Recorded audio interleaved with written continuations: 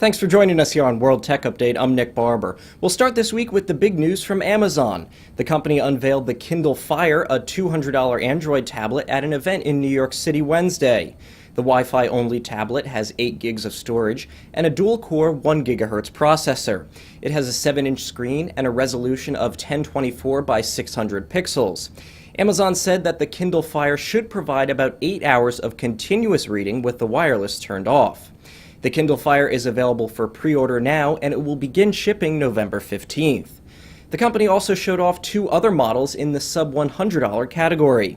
They use the traditional e-ink display and have long battery lives, ranging from a few weeks to a few months depending on usage. The basic Wi-Fi only Kindle is priced at $79, while the Kindle Touch goes for $99. There's also a 3G version of the Touch for $149. The Kindle Touch will ship on November 21st. Apple plans to hold an iPhone special event next Tuesday, October 4th at its Cupertino headquarters. Our colleagues at Macworld expect to see a new iPhone or possible new iPhones, as well as iOS 5, the next major release of its mobile operating system that it previewed at WWDC.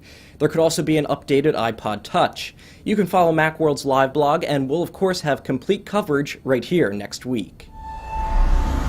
Only a few days after the in-car service called OnStar made what a U.S. senator called brazen changes to its privacy policy, the service offered by General Motors said it would revert back to its previous terms of service. Through the use of GPS technology and two-way communication between the car and the company, OnStar is able to track drivers' locations and give them alternative driving directions, emergency response in case of an accident, and a host of other services. OnStar ignited a firestorm of criticism when it announced it would continue to collect information about its customers of its onboard auto services even after their subscription ends. The company apologized and said it would stop tracking customers if the service is canceled. I am sorry for any confusion or concerns we might have caused. We've listened and have decided we will not make the proposed change to our policy when it comes to keeping a data connection to your vehicle, should you decide to cancel the OnStar service. OnStar typically collects data about customers' location, speed, driving habits, and odometer mileage. We have a couple items for you in our news in brief this week. Nokia is planning to lay off an additional 3,500 employees as the company continues to restructure after announcing its decision to focus on Microsoft's Windows Phone operating system. The affected employees work in manufacturing, location and commerce, and supporting functions. Foxconn, the maker of electronics equipment including Apple's iPhone, said a fire broke out on Tuesday at one of the company's facilities in China.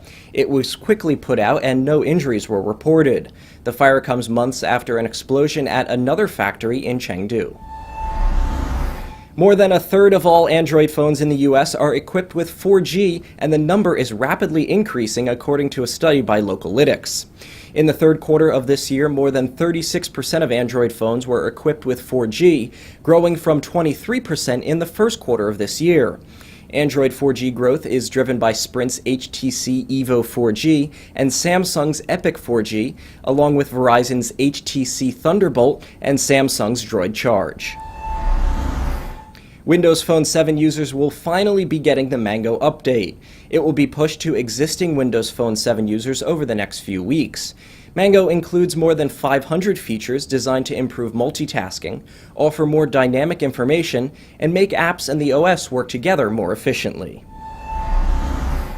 Sony has acquired a small medical researcher in the U.S. and plans to enter the market for portable medical testing. The Washington-based Micronics specializes in developing portable devices that can be used to perform tests on body fluids such as blood and saliva. Sony hopes to use optical technologies it developed for its Blu-ray players and other consumer products in the new devices.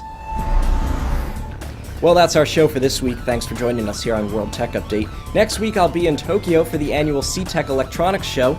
We'll also have coverage of the iPhone announcement, so next week's a show you won't want to miss. As we head out this week, we'll leave you with more shots of Amazon's new devices. I'm Nick Barber, and for all of us here at the IDG News Service, thanks for watching, and I'll see you next week from Japan.